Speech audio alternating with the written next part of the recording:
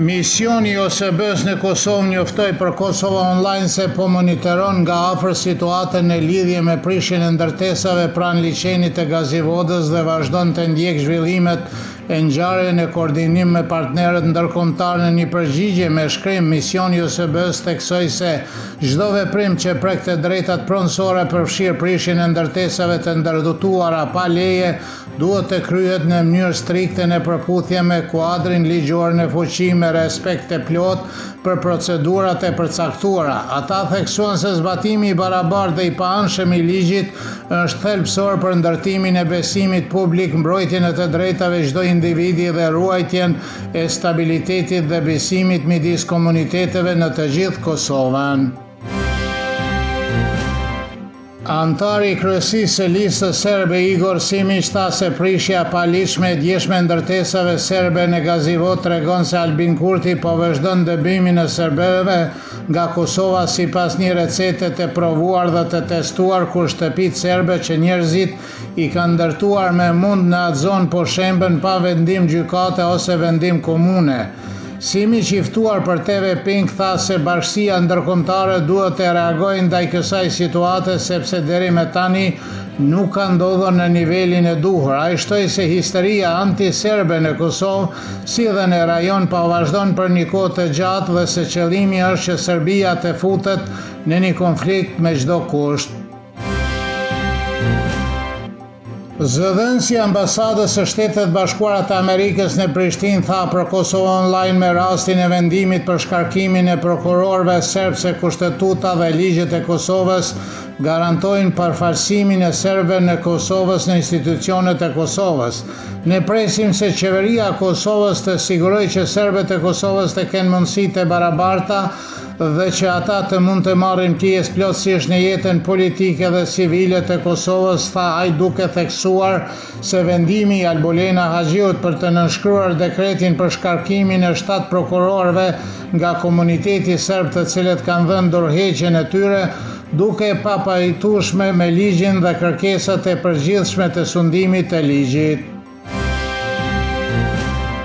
Petar Donić, bashkëpunëtori i organizatës Rruga e Re e Tretë, vlerësoi se çështja e pozicionit të serbëve është e rëndësishme për dialogun strategjik midis Shtetet e Bashkuara të Amerikës dhe Kosovës, por se ajo ndikohet nga faktore të tjerë duke përfshirë stabilitetin dhe funksionimin e institucioneve të Kosovës, energjinë, telekomunikacionin si dhe ngjarjet politike në vetë SBA.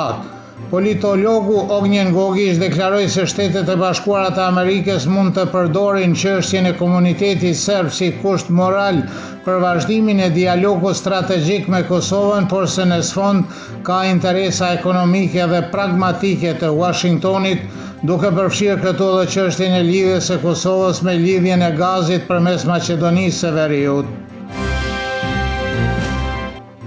Analisti politik Nexhmedin Spahiu deklaroi se është në interes të Kosovës të përmbushë detyrimet e saj ndaj komunitetit serb dhe se Prishtina duhet të zbatojë marrëveshjet e arritura në Bruksel në vend që të vendos kushte shtesë për zbatimin e saj. Spahiu vlerësoi se mungesa e institucioneve funksionale nuk është arsyeja pse Prishtina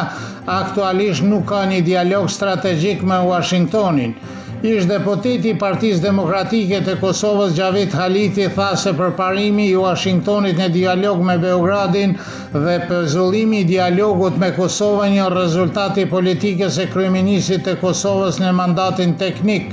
Albin Kurti në nivel të brendshëm dhe në skenën ndërkombëtare. Ai vlerësoi se dialogu me SBA-n u pezullua nga Kosova për shkak të lëvizjeve të qeverisë së Albin Kurtit. Sipas vlerësimeve të përjavshme zicrane Weltwoche, dialogu i parë strategjik midis Shtetet Bashkuara të Amerikës dhe Serbisë tregon se Washingtoni e sheh Beogradin si një partner serioz për diskutimet mbi të ardhmen e rajonit. Në të njëjtën kohë, fakti që dialogu strategjik me Prishtinën mbeti i pezulluar tregon se mbështetja amerikane për Kosovën nuk është më e pakushtëzuar, por varet nga përmbushja e detyrimeve të marra përsipër nga dialogu me Beogradin, duke përfshirë edhe mbrojtjen e komunitetit serb dhe të drejtat e tyre, dhe ky qëndrim u shpreh në mënyrë të qartë nga Departamenti i Shtetit.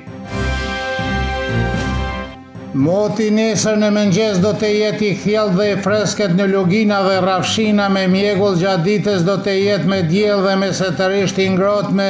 mbrëmje dhe rajonet veriore pritet të ketë vranësira me reshje shiu dhe bubullima, ndërsa gjatë natës edhe në rajonet tjera të vendit do të fryerë lehtë dhe mesatare veri perëndimore.